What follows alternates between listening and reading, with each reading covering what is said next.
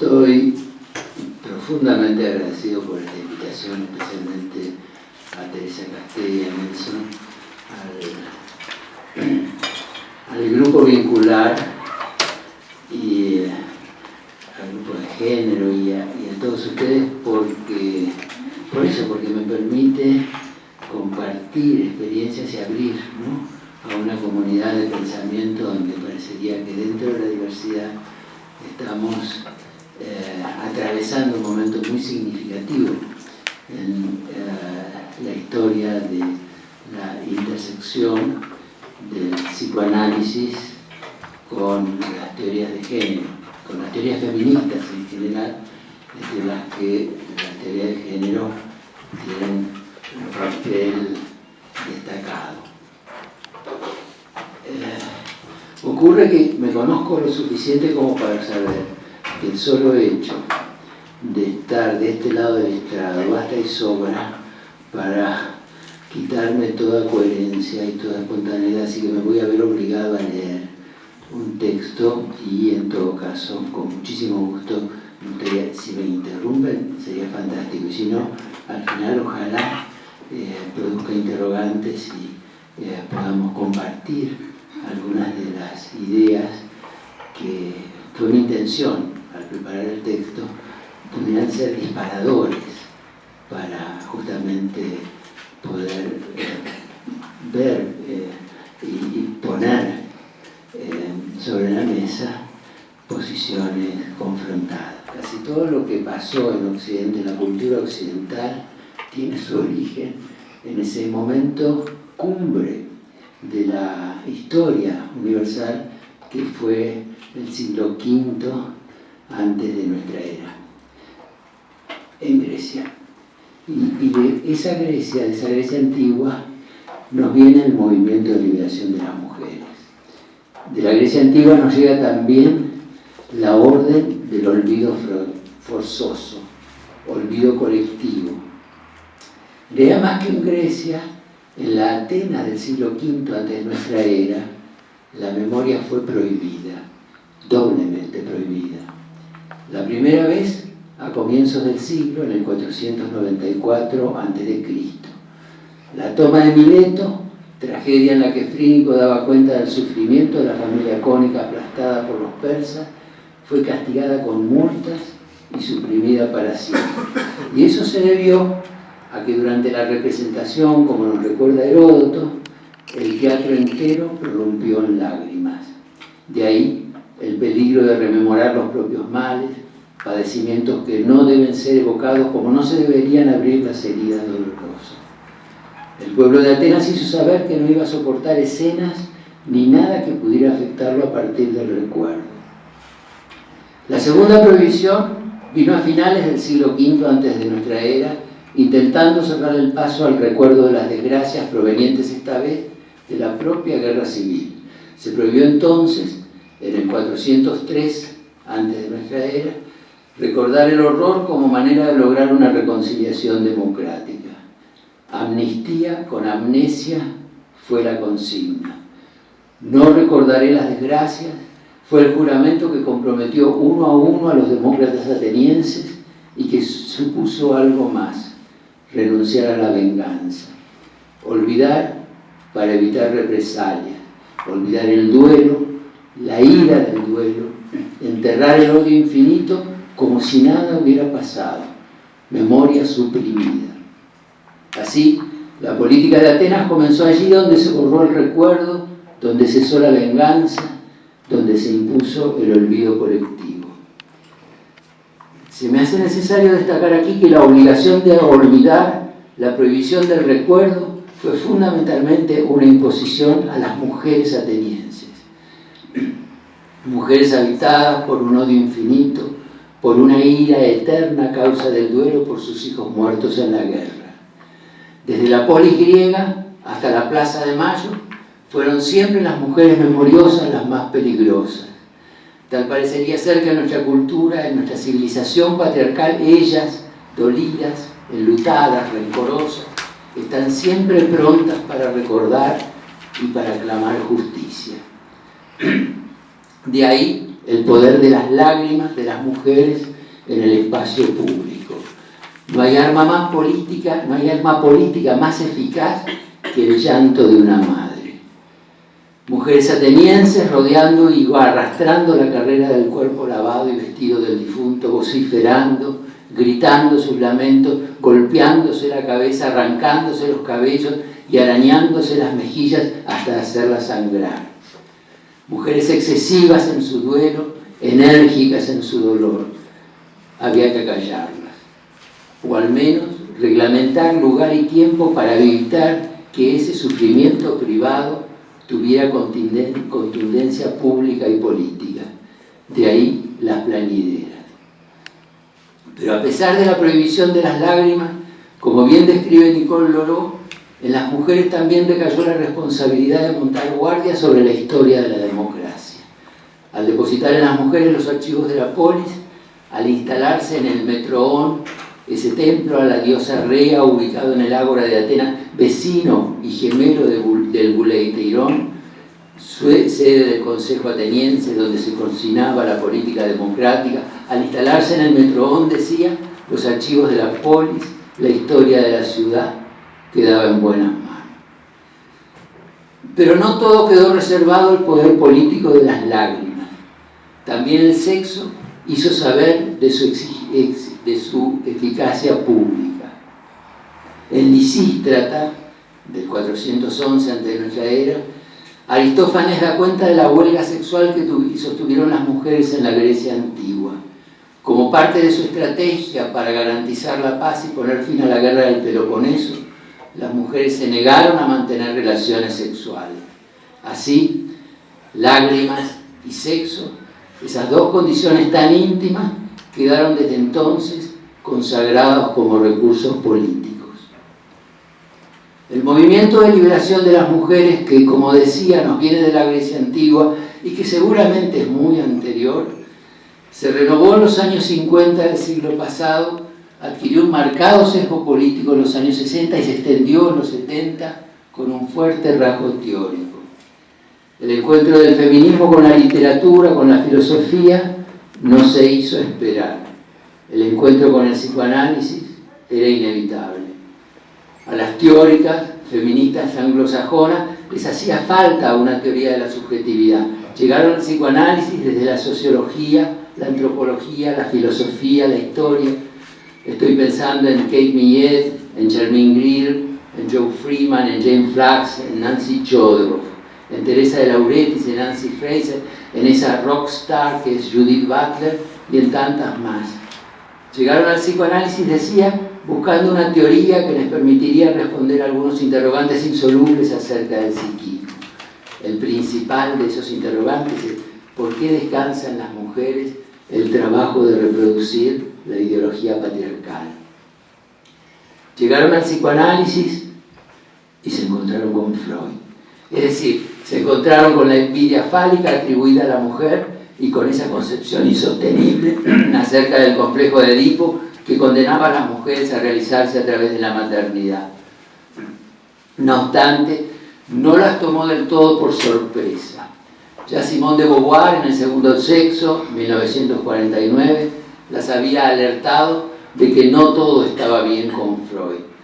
Freud, que había sostenido en plena epidemia de histeria en los finales del siglo XIX que los síntomas que aquejaban a sus pacientes tenían una causa, que esa causa era de origen sexual, que estaba ubicada en la infancia y que tenía como agente al padre o algún varón sustituto. Freud, que había suscrito la teoría de la seducción paterna en el origen de la enfermedad psíquica, en carta Fliss del 21 de septiembre de 1897 escribió, y lo cito: por fin me vio obligado a reconocer que aquellas escenas de seducción nunca habían tenido lugar y que solamente eran fantasías que mis pacientes habían inventado. No hay indicaciones de realidad en el inconsciente, de modo que no se puede distinguir entre la verdad y la ficción que fueron investidas por el afecto. En la psicosis más florida, el recuerdo inconsciente de la seducción no surge, de modo que el secreto de las experiencias de infancia no se revela ni siquiera en el más profundo delirio. Entonces, concluye su carta con la sentencia más citada en la historia del psicoanálisis: Ya no creo más en mis neuróticas, las histéricas me mienten. La caída de la teoría de la seducción abrió el camino a la sexualidad infantil, al complejo de Edipo, al trauma con posterioridad retroactiva. En última instancia, significó un salto cualitativo enorme para aquello que comenzó desde entonces a teorizarse como el mundo interno. Pero también pagó el alto precio de volver a invisibilizar el abuso sexual realmente cometido y a inocentizar a los perpetradores. Cuando Freud afirma que los relatos de abusos sexuales que poblaban su consulta eran productos de los deseos incestuosos de su paciente y no de acontecimientos reales, abre el camino a un campo inexplorado de investigación, la sexualidad perverso polimorfa y la represión, al tiempo que concede todo lo demás a los valores patriarcales dominantes. De modo tal que a partir de entonces confirma que la sociedad no está llena de varones abusadores, sino que se trata de mujeres seductoras y mentirosas. Reconoce que él ha sido uno más de los varones que se dejó cautivar y engañar por los cantos de sirena de las mujeres y creyó en su fantasía, y sugiere que en el origen de los síntomas es mejor pensar en una madre predípica seductora que en un padre perverso. En última instancia, cumple con los prejuicios patriarcales, acepta considerar a los varones como víctimas inocentes de la fantasía femenina y postula a las madres como peligro que llevan en su naturaleza la condición de seducir, lo que quiere decir traumatizar al bebé. Bruno Bettelheim también suscribió la teoría de la madre nevera, que contribuyó a instalar en el imaginario social esa figura monstruosa y deformada de mujer. Como la otra cara de la misma moneda, Margaret Mahler, en 1969, sostuvo la existencia de una simbiosis originaria con la madre que conspiraba contra el proceso de individuación del bebé. Una teoría que, al valorizar la autonomía como meta, le es muy afín a la ideología que promociona el individualismo burgués. Los soldados regresaron del frente de batalla, hubo que convencer a las mujeres para que volvieran al hogar, a criar y amamantar a sus hijos y dejaran así libres los puestos de trabajo que habían ocupado dignamente durante los años de la guerra. Durante los años que duró la guerra, las mujeres se incorporaron masivamente al mercado laboral, incluso al de la industria pesada. El psicoanálisis británico de posguerra contribuyó ampliamente con la teoría kleiniana del pecho bueno, presente, y del pecho malo, ausente, a darle un fundamento teórico a los prejuicios patriarcales que regulaban y regulan el mercado del trabajo. Y otro tanto pasó en los Estados Unidos con la prédica del Dr. Spock y de René Spitz, que con Kanner y Bettelheim marcaron las pautas de crianza y por lo tanto el sesgo sexista laboral de varias generaciones de norteamericanos. Son prácticas de crianza que preconizan la prolongación de la lactancia, hacen virtud de la cercanía física de la madre y se apoyan en la presencia, el colecho, la desnudez para decidir acerca del grado de sensibilidad materna. En realidad, oscurecen lo que se entiende por sensibilidad materna. Si antes decía que sería demasiado ambicioso intentar aquí una revisión de la literatura psicoanalítica acerca de ese vínculo materno-filial, mucho más audaz sería hacer una revisión de la literatura psicoanalítica del vínculo paterno-filial. Solo compartiré con ustedes dos citas que espero después puedan abrir a la discusión. De la madre depende que el padre conozca o no al bebé. Depende de la madre hacer posible la relación del bebé con el padre. La madre no debe estorbar ni obstaculizar ese vínculo, lo que no quiere decir que los padres puedan reemplazar a las madres. Los padres pueden sí ayudar en la casa para que la mamá se sienta dichosa y esté en condiciones de atender a su bebé, pero no necesita estar allí todo el tiempo, solo lo necesario como para que el bebé experimente el sentimiento de que el padre es real y de que está vivo. Si el padre está presente y desea conocer a su hijo, el niño debería sentirse agradecido y afortunado. Sí. La cita es de Winnicott, lo mejor del psicoanálisis británico, que aconsejaba esto a través de la BBC de Londres. Por su parte, François Dolto, lo mejor del psicoanálisis francés, lo que quiere decir lo mejor del psicoanálisis del mundo, afirmaba a través de su programa radial de la France Inter que, y la cito, El amor del padre jamás se manifiesta a través del contacto físico. El contacto físico del bebé con el padre no debe existir, o si acaso, debe quedar reducido al mínimo. Los padres han de saber ante todo que no es por el contacto físico, sino a través de la palabra, como han de ganarse el afecto y el respeto de sus hijos. Cierro la cita. Pues bien, gran parte de la teoría que nosotros consumimos fue producida a partir de la muerte de Freud en 1939 hasta la década del 50 y 60. Pero a partir de allí sucedieron algunas cosas a las que me refería al comienzo cuando dije que el movimiento de liberación de las mujeres, que nos viene de la Grecia antigua y que seguramente es muy anterior, se renovó en los años 50 del siglo pasado, adquirió un marcado sesgo político en los años 60 y se extendió en los 70 con un fuerte rasgo teórico. Eso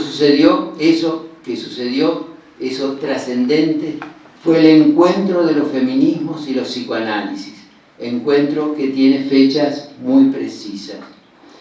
En 1949, Simone de Beauvoir publica El segundo sexo, puntapié inicial y definitivo del feminismo teórico, que recién en 1954 apareció traducido al español por Pablo Palán.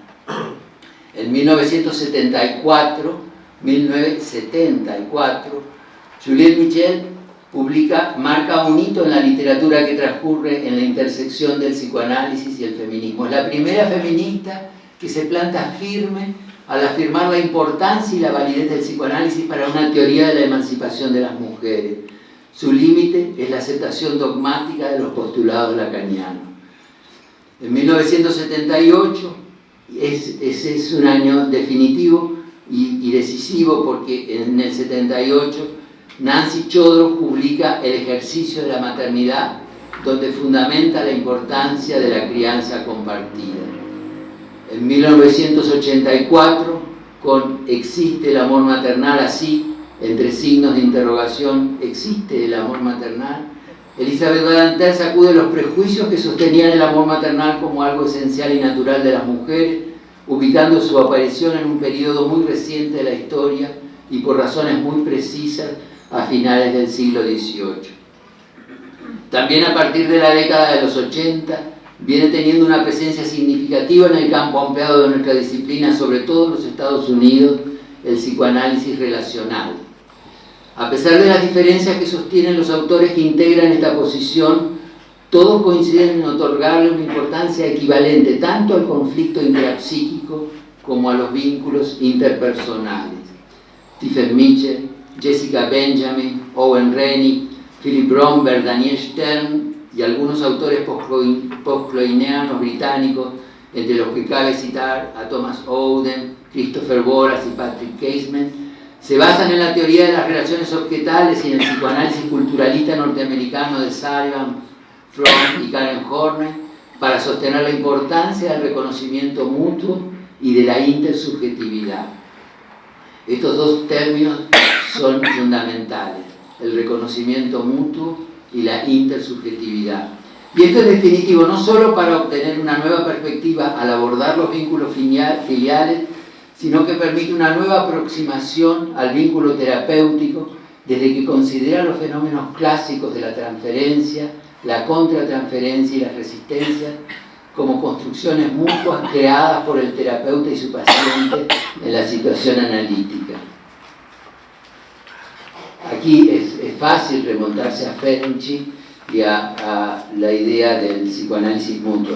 Ustedes saben que Ferenczi, en los primeros años del psicoanálisis, fue un discípulo importantísimo de Freud y como buen discípulo se atrevió a tener un pensamiento propio y se tomó muy en serio la idea que tenía Freud de que existe una comunicación inconsciente-inconsciente.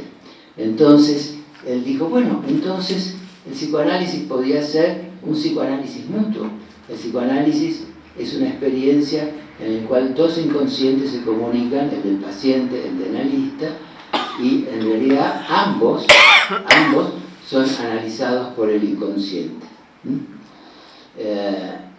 Es notable la vigencia que tiene el pensamiento de Ferenczi en nuestros días. Y es maravilloso leer a veces a algunos de estos autores, a veces olvidados, como pasó también con Wilhelm Reich, ¿no? Hacerlo con Friedrich. La experiencia del reconocimiento mutuo y el concepto que lo fundamenta, la intersubjetividad, que Jessica Benjamin toma de Daniel Stern y de Jürgen Habermas, son fundamentales porque le permiten a los psicoanalistas feministas atribuirle al niño la necesidad y la capacidad de ver a la madre como sujeto independiente y no solo como objeto auxiliar o complemento. Déjenme que comparta con ustedes en este momento un lapsus que he tenido. En el texto no dice eso. En el texto dice, yo lo cambié, dice porque le permiten yo dije a los psicoanalistas feministas y acá decía a las psicoanalistas feministas. Bueno, soy varón al fin de cuentas. Tal parecería que es recién a partir del feminismo contemporáneo que se hace posible empezar a pensar a la madre como sujeto en sí misma, lejos del lugar de simple cuidadora. Podría decirle que hasta que las autoras feministas propusieran la existencia independiente de la madre, el psicoanálisis ha venido convalidando la siniestra ecuación mujer igual a madre, tan enraizada en la cultura. Hasta las autoras feministas, casi todos los relatos que aluden a la relación materno-filial han quedado frecuentemente tributarios de la trillada versión de la madre como vehículo privilegiado para el crecimiento del bebé, objeto al fin de las necesidades infantiles. Hasta ahora, los relatos psicoanalíticos se han regodeado en describir a la madre como primer objeto y más tarde como objeto del deseo, la madre como proveedora, interlocutora, cuidadora, prótesis, refuerzo contingente, otro significativo, espejo, presencia amenazante de la que conviene alejarse, presencia segura que debe mantenerse cerca, la que frustra, la que gratifica en exceso. Lo ha sido todo menos un sujeto separado de la existencia infantil. Muy a menudo, esta es la imagen que las mujeres tienen de sí mismas confinadas en el imaginario social a ese ideal de maternazgo. De ahí el carácter innovador que propone el feminismo cuando afirma: la madre real no es simplemente un objeto para las necesidades de su hijo. Ella es un sujeto independiente que debe ser como tal reconocida por su hijo, si es que el niño o la niña espera el reconocimiento que garantice su condición de sujeto. Porque el caso es que hasta ahora las diferentes posiciones psicoanalíticas han encontrado en los conceptos de holding, empatía, continente, capacidad de reverie, apego, función especular, pecho bueno y muchas más, la manera de eludir la necesidad del reconocimiento mutuo, la manera de desmentir la evidencia de que a partir del nacimiento estamos ante una escena protagonizada por dos sujetos que se reconocen mutuamente. Este punto de vista tiene profundas consecuencias en las afirmaciones teóricas que hasta ahora pretendieron explicar las relaciones materno-filiales. Para empezar, irrumpen en el supuesto continuum que supone el embarazo y la crianza. Interrumpen la continuidad que hacía suponer que la mamá conocía a su bebé por haberlo llevado en su seno. A partir del nacimiento, en ese encuentro inicial, algo de la ajenidad, algo del extrañamiento se juega allí. El primer contacto con la madre con su bebé recién nacido, es un rendezvous entre dos sujetos que desde una asimetría extrema se reconocen. Así las cosas, no hay entonces simbiosis original.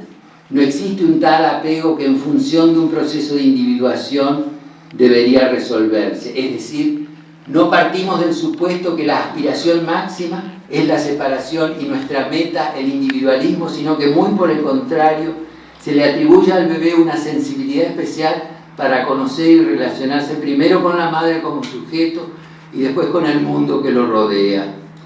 Jessica Benjamin, por ejemplo, concibe al infans no solo como un buscador de satisfacción, sino como un buscador de estímulos sociales, como ya lo evidenció el clásico estudio de John Bowlby y lo convalidó Daniel Stern cuando afirmó, y lo cito: la concepción intersubjetiva sostiene que el individuo crece en las relaciones con otros sujetos y a través de ellas. Al aproximarnos de esta manera a los inicios de la vida, caducan los argumentos que debían explicar cómo salir de las fauces del deseo de la madre. No hace falta recurrir ni al padre, ni al significante fálico, ni al orden simbólico para romper una unidad que no existe y para salvar a la cría de un peligro inventado. Porque cuando Lacan caracteriza al niño o a la niña como parte de la madre, se ve después en la obligación de construir al responsable de separarlo, un tercero cuya intervención es imprescindible para evitar el colapso de esa unidad. Ese tercero, ya se sabe, no es el padre de carne y hueso, es un operador estructural, un tercero simbólico que dice no y que le permite a Lacan hacer un juego onomatopéyico entre el no del padre, el nom du père, con el nom du père, o sea, algo que opera por medio del lenguaje. El peligro allí está representado por el imaginario materno. Es el riesgo de quedar cautivo en la relación dual con la madre, la amenaza de convertirse en objeto de la madre y por lo tanto la locura. No poder alcanzar jamás la posición de sujeto o agente de su vida. Aquí el padre no solo representa la ley, la prohibición y en tanto tal la necesidad de la identificación a su autoridad para instaurar la autorregulación civilizadora de la sexualidad, sino que además supone que todas las mujeres del mundo solo podrían sentirse completas y omnipotentes al tener un hijo, no dando lugar en la teoría a los millones de mujeres que lo único que desean es poder ser libres en la sexualidad sin el riesgo de un embarazo. Como Lacan, Jessica Benjamin también propone la figura del tercero, pero este tercero nada tiene que ver ni con el tercero freudiano, ni con el tercero lacaniano. El tercero que propone Jessica Benjamin es un tercero rítmico, es una consonancia, una sincronía que madre e hijo van armando en conjunto. Es anterior al mundo simbólico y se construye entre los dos desde el inicio de la relación.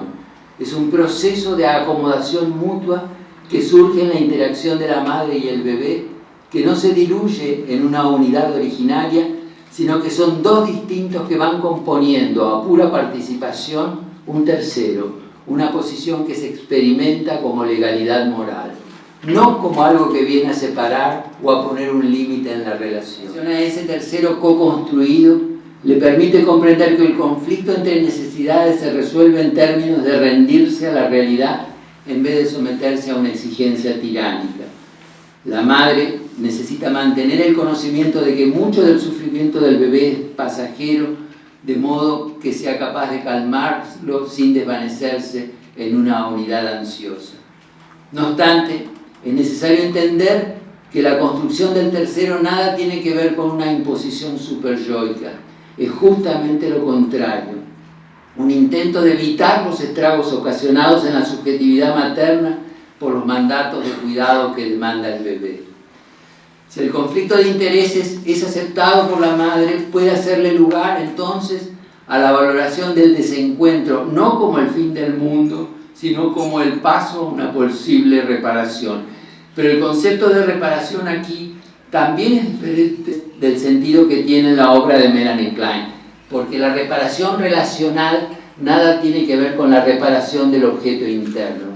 Va más allá de la posición depresiva, ya que no se trata de admitir la culpa, sino de poder mantener los opuestos en tensión. Jessica Benjamin subraya que su interés no es la cosa que usemos, no es ese tercero, sino el proceso de creación del tercero, o sea, cómo construimos un sistema relacional y cómo desarrollamos las capacidades intersubjetivas para la co-creación. Jessica Benjamin lo considera una cualidad o experiencia de la relación intersubjetiva que tiene como correlato una cierta clase de espacio interno mental muy cercano a la idea de Winnicott del espacio transicional. Antes dije que el conflicto entre necesidades se resuelve en términos de rendirse a la realidad en vez de someterse a una exigencia tiránica. Rendirse sería abandonar todo intento de control o coerción. Rendirse sería como dejarse ir, pero también implica la capacidad de tomar el punto de vista del otro, aceptar su realidad. Así, El tercero no sería un contenido de la mente, sino una posición a la que uno se rinde y que facilita la intersubjetividad. Jessica Benjamin insiste en el peligro de cosificar al tercero. Dice, no hay que considerarlo ni como una regla técnica, ni como una máxima del superyo, y mucho menos como un ideal que el analista tiene en su mente. El tercero es una experiencia co-compartida, una experiencia co-creada entre la madre y el niño, entre el analista y el paciente, un principio, una función, una relación. En su libro más reciente, Dios sabe cómo lo traducirán, pero supongo que será algo así como Más allá del que hace y a quien le hace, teoría del reconocimiento, intersubjetividad y el tercero, esa es, pero las traducciones de los libros de Jessica Benjamin son muy curiosos. Yo escribí el prólogo del segundo libro de ella, que se tradujo como Sujetos iguales, objeto de amor.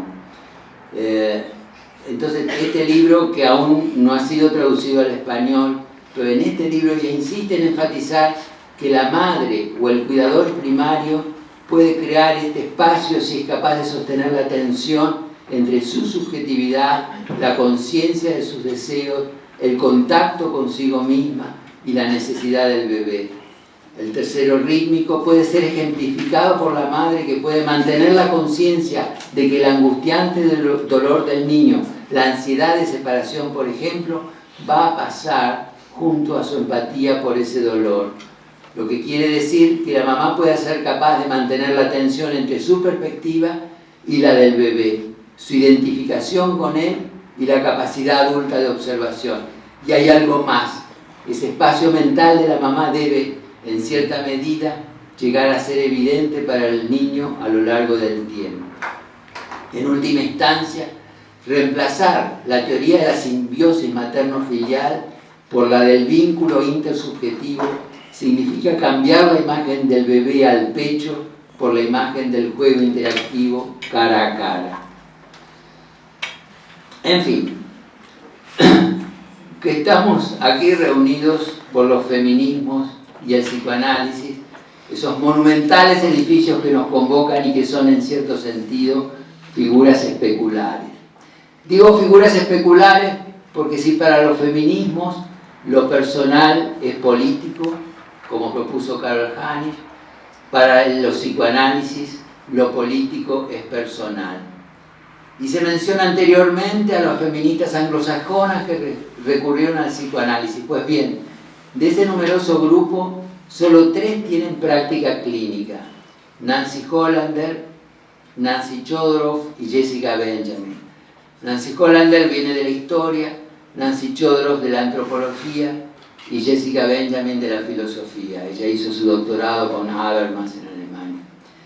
De las feministas francesas, Elisabeth Badinter, Hélène Cixous, Catherine Clément, François Daubon, Geneviève Fraisse, Monique Wittig, Evelyn Sugerot, solo Julia Kristeva y Lucy Irigaray se reconocen como psicoanalistas. Y los que han revisado la bibliografía saben muy bien del enfrentamiento de Lucy Irigaray con Lacan y de los insultos de Lacan a Lucy Irigaray por haberse atrevido a postular un feminismo lacaniano. A diferencia de lo sucedido en Europa y en los Estados Unidos, donde las feministas se encontraron con el psicoanálisis y muy pocas se dedicaron a la clínica, en la Argentina el encuentro recorrió un camino inverso. Las psicoanalistas de muy sólida formación fueron en busca del feminismo.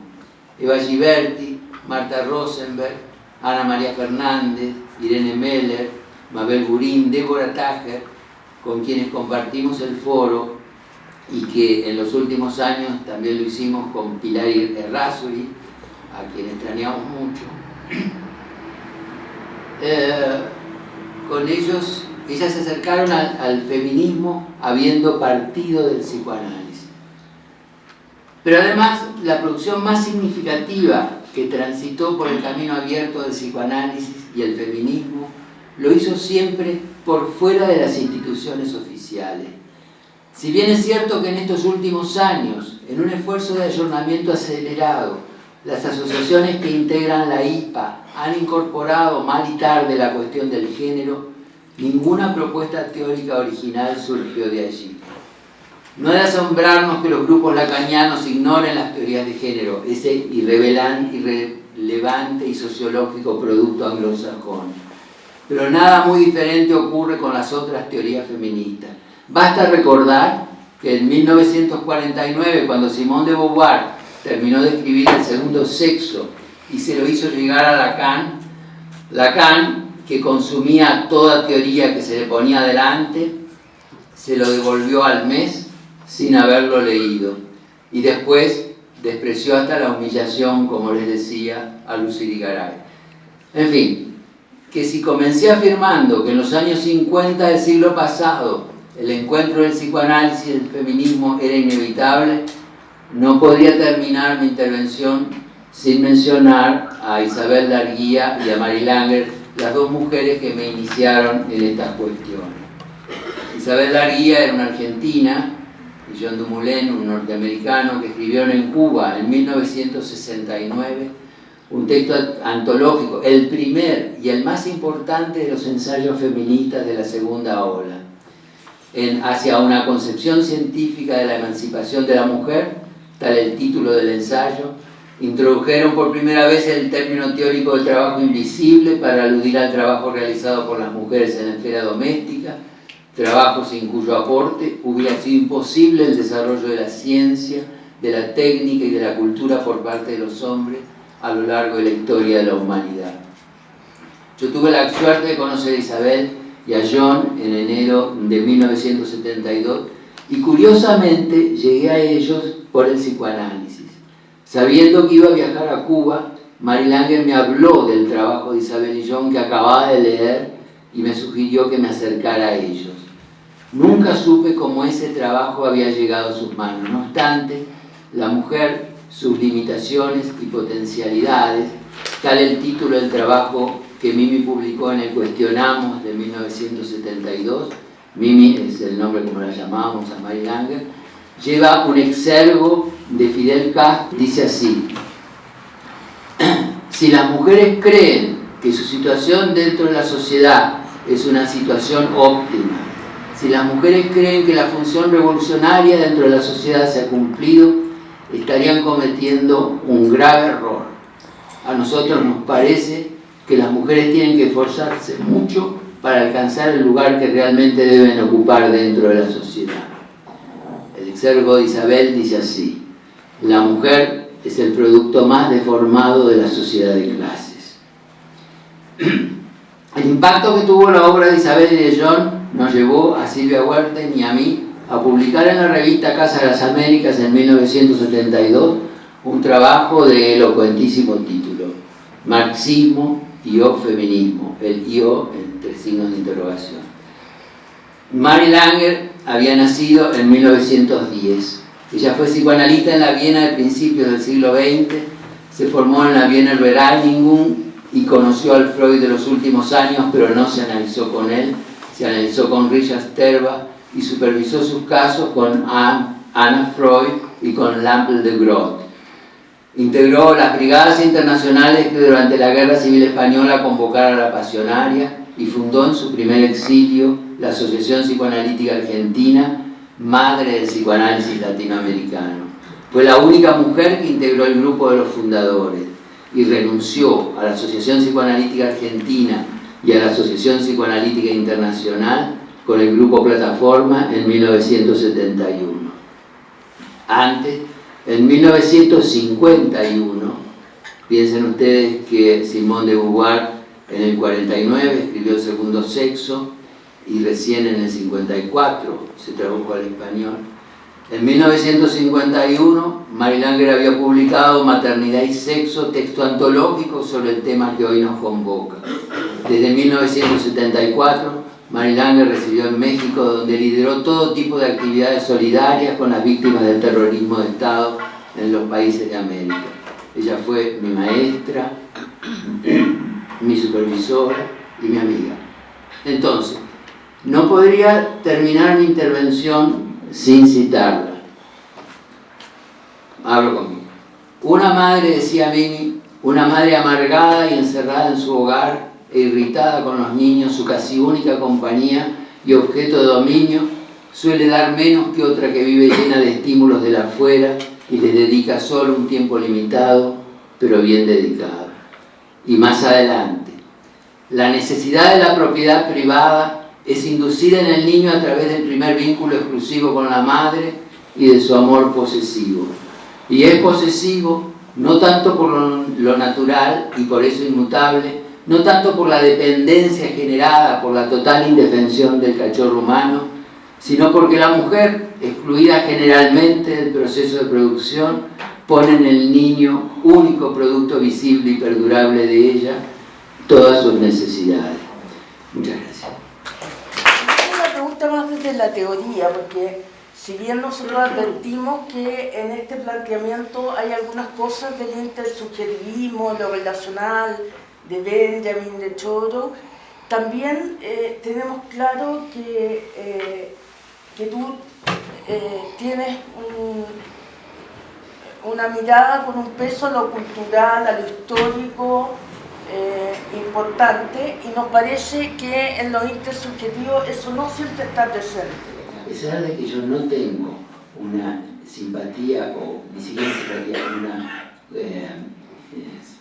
convicción personal referido al análisis norteamericano, al psicoanálisis norteamericano, encontré en algunos autores, en Cecilia Benjamin, que tiene una formación marxista significativa, una posibilidad. Es interesante porque ellas, en general, pero no solo ellas, tienen no solo una formación marxista, sino que además tienen una práctica política. Jessica Benjamin y otras están muy involucradas en un movimiento a favor de los palestinos, en contra de los horrores de lo que está sucediendo en el Estado de Israel. Este concepto de intersubjetividad podía sacarnos del atolladero en el que nos había llevado Lacan con la ley del padre como salvadora y como única opción para poder romper esa simbiosis original. Y yo creo que también la subjetividad tiende a encubrir algo que corresponde a el estudio del aparato psíquico y de la estructura y de las contradicciones, de los conflictos a partir del aparato, un aparato que por supuesto que está organizado en función de la pulsión. En ese sentido, me parece que sí, por lo menos los argentinos tenemos que agradecerle a Silvia Bleichmann, porque ella es una autora que, si bien se formó con la Planche y tuvo una enorme influencia en psicoanálisis francés, logró distanciarse y logró recuperar la importancia que tiene para el psicoanálisis el estudio del aparato psíquico y de la pulsión. Todo esto para decirles que yo reconozco los límites del culturalismo y del psicoanálisis norteamericano, pero que al mismo tiempo no estoy dispuesto a renunciar, no estoy dispuesto a descartarlo. Me parece que es cuestión de integrarlo y de mantener en tensión.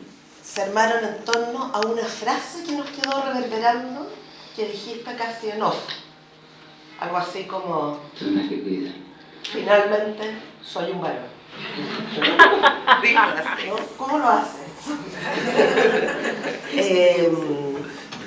Y vinculado con eso, también como el tema de las instituciones del psicoanálisis.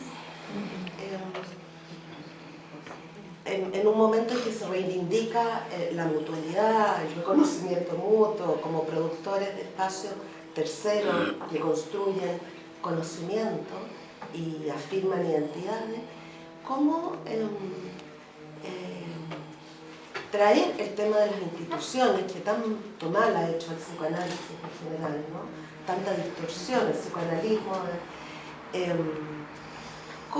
¿Qué lugar tiene hoy día como para incorporar lo colectivo a la postura psicoanalítica? La gran ventaja es no solo ser varón, sino ser psicoanalista y psicoanalista de niños. Esto, voy a partir del recuerdo de una anécdota. Yo tuve la enorme suerte, el privilegio de supervisar niños con Arminda Verasturi. Arminda Verasturi fue la que fundó, la que inició el psicoanálisis de niños en la Argentina, y ella era muy clara en lo que un analista tenía que hacer. El valor de un analista es eludir cualquier tipo de actitud pedagógica con los niños. Nada de enseñarle, nada moralista. A un niño tiene que seguirlo y en todo caso interpretarlo. En esto era absolutamente dogmática. Entonces yo supervisaba a un chico que era enurético.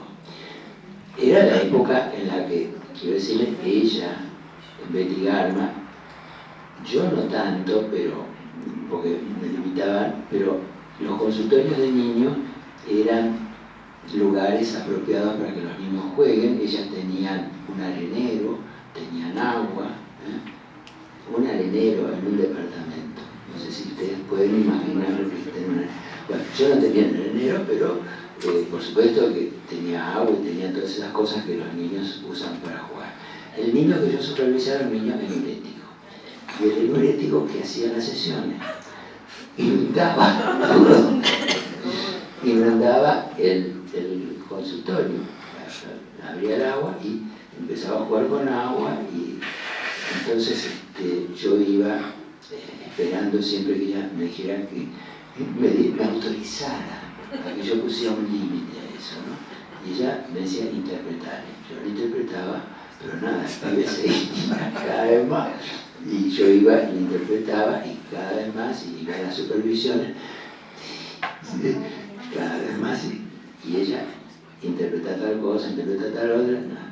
Hasta que un día el niño inundó todo el departamento, no solo el consultorio, sino entonces fui a la supervisión como diciendo, a ver qué me decís ahora. Y ella me dijo, ¿sabés nadar? Interpretar.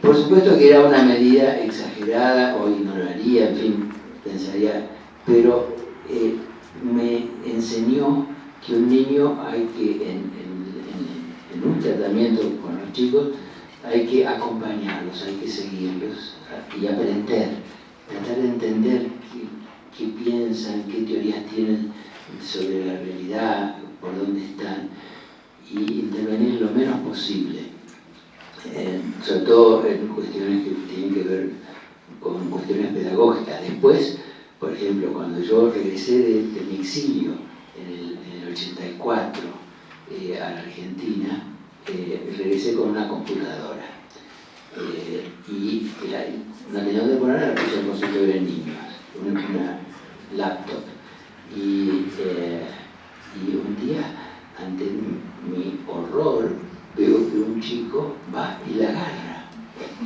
y toca mi computadora, y mi sensación, lo que me surgió era pegarle en la mano y decirle, eso no se toca, a lo mejor con una interpretación al estilo escrito del papá, pero no, lo seguí porque mi psicoanalista tenía, y eso fue fundamental para acompañarlo y para pensar en el valor de las nuevas tecnologías en la terapia infantil. Imagínense, yo incorporé la computadora y los videogames en la sesión de análisis de niños en el año 85. gracias a eso, a que fue un chico que lo hizo y que yo sabía que no tenía que prohibírselo. Entonces, la respuesta a cómo pude yo como varón es que, porque soy psicoanalista y porque soy psicoanalista de niños, y los psicoanalistas de niños lo que tenemos que hacer es siempre dudar de nosotros, dudar de lo que hacemos, dudar de lo que estamos pensando.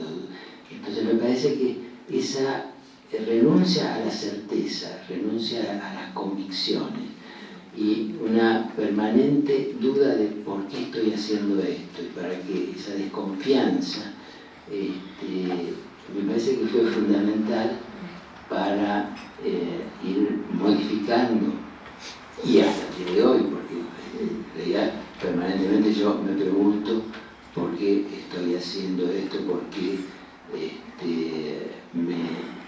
me incliné a investigar en esta línea y cuáles son los... y sospechando, es decir, manteniéndome bajo sospecha, ¿no?, de que puedo estar sin querer aún haciendo concesiones, y de hecho las hago, a imperativos patriarcales de los que quisiera mantenerme ajeno. Entonces, ahora, y eso lo vemos también en el grupo, hay muchos que se dicen que son feministas. Es increíble, mujeres y varones.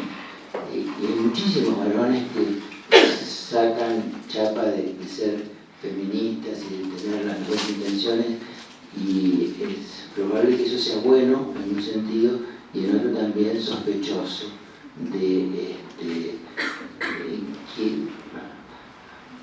algo que a mí me llamó mucho la atención, porque en mi barrio hay una estación de policía. La estación de policía tiene un enorme cartel que dice Policía de la Ciudad, y al lado uno más grande que dice Unidad de Género. Cuando yo pasé por una estación de policía que tiene un cartel que dice Unidad de Género, yo dije, algo está pasando. Primero porque además unidad de género es una imposibilidad lógica, porque el género no es único, no puede haber una unidad de género.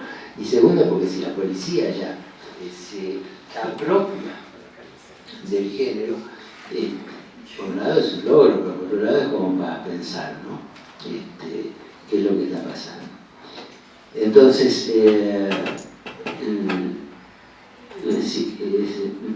soy varón y siempre me pregunto, y me pregunté porque me estoy preguntando permanentemente y dudando y sospechando de lo que hago en una sesión y de por qué adhiero a determinadas teorías y no otras. Hay una especie de análisis de lo que René Luro llama la implicación, el concepto de implicación. Hubo una época que los psicoanalistas, muy tributarios del positivismo lógico, pensábamos en la posibilidad de una intervención neutral, el analista como un investigador neutral. Todo el positivismo lógico y la lectura positivista lógica de Freud aludía a eso, al analista espejo, al analista neutral.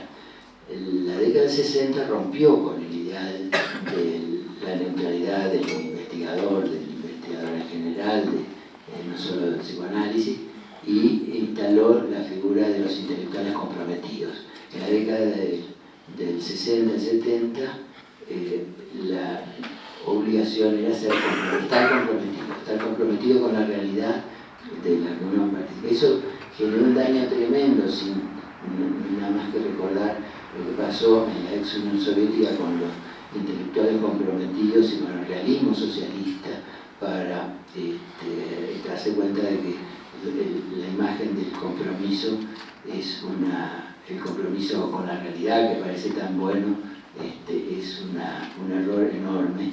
Y me parece que vino a salvarnos René Luro con el concepto de implicación, porque el concepto de implicación supone el análisis de la implicación, el análisis de la adhesión o del rechazo a las teorías y al modo de vida, a las costumbres, ¿no?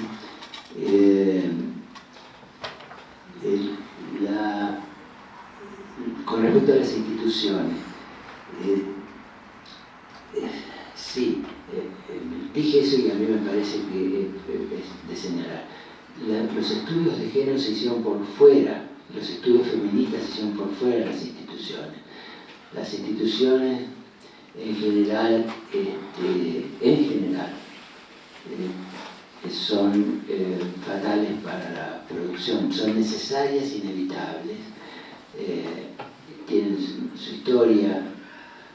Yo tengo la impresión, por ejemplo, cuando yo estaba en la Asociación Psicoanalítica Argentina, para mí fue una etapa maravillosa, porque tuve la posibilidad de estar en contacto con los fundadores del psicoanálisis, gente inteligente, gente inquieta, y que tenían algo extraordinario, un archivo y una biblioteca increíble. Cuando yo estaba en Cuba y me avisaron que la asociación se había partido, o sea, se había abierto otro grupo, un grupo escindido que era ABDEVA, que es Asociación Psicoanalítica de Buenos Aires, que también pertenece a la IPA, lo primero que yo pregunté es quién se quedó con el archivo y quién se quedó con la biblioteca, porque el archivo y la biblioteca de esa institución es formidable, maravilloso. Entre otras cosas, en ese archivo está mi autobiografía, de hecho,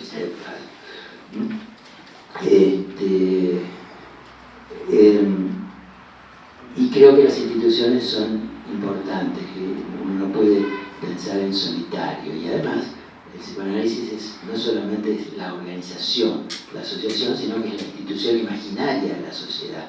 El psicoanálisis, uno, aunque esté fuera de las instituciones, pertenece a esa institución imaginaria, a ese colectivo, donde que es inevitable que le entre a uno por todos los poros. De todas formas, yo no pertenezco a ninguna institución. Desde que yo me fui de la IPA y de la APA, nunca estuve incorporado en una institución. Colaboro con muchas, con casi todas. Tengo buenas relaciones con todos los grupos psicoanalíticos y tengo una vida muy intensa dentro de la institución general, pero nunca estuve dentro ni de una universidad, nunca hice carrera docente, nunca fui profesor, nunca en una universidad, nunca estuve en una asociación, ni siquiera en las de derechos humanos. Colaboré muchísimo, sobre todo con abuelas de Plaza de Mayo y con Madre de Plaza de Mayo, pero nunca estuve dentro de la institución. Ayudé en aquellas cuestiones que me parecían interesantes y que yo podía hacer algo, y una vez cesado esa actividad, muy orgulloso de haber podido sobrevivir sin estar en ninguna asociación, en ningún grupo, en ninguna universidad. Me encontré con un amigo mexicano a quien le dije eso: mira, yo no pertenezco a ninguna asociación, a ningún grupo, a ninguna universidad. Entonces me dijo: estar fuera de las instituciones es un error, estar dentro es un horror. Yo me di cuenta que había elegido, sin darme cuenta, a lo mejor elegí vivir equivocado antes que vivir sufriendo, ¿no?